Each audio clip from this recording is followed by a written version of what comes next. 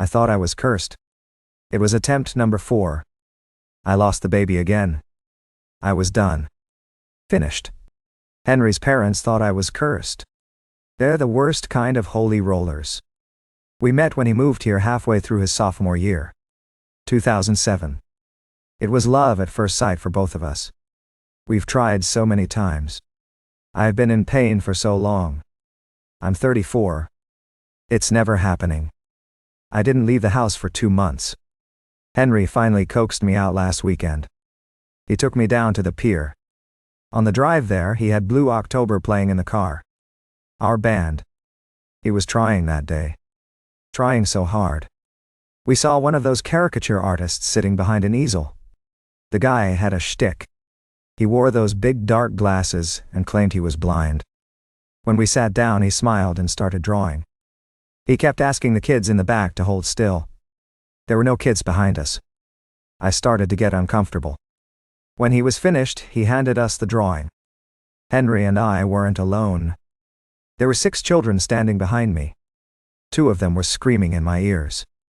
Henry flew out of his chair and put his hands on the artist while I just stared at the page. All of our features were exaggerated, and the 6 children were all pointing at Henry. One of them was holding up Ziploc baggies full of clothes. One was holding an old flip phone. One of them was standing on something I recognized. Henry pulled the glasses off of the man.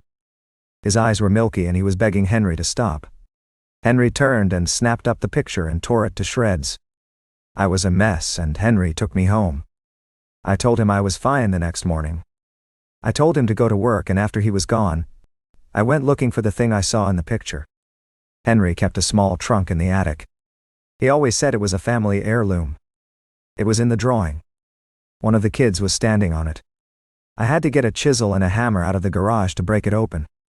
Inside the chest were 6 Ziploc bags with articles of children's clothes. There was also an old razor flip phone, along with a charger. After I charged it, I looked at the photos on the phone and called the police. There were old pictures. Pictures of my husband when he was a young teenager posing with 6 children he had dismembered and buried. They haven't found Henry, but they found his car. He left a note for me. Angela, I'm sorry. I was 14, and I was angry. Then I moved and met you.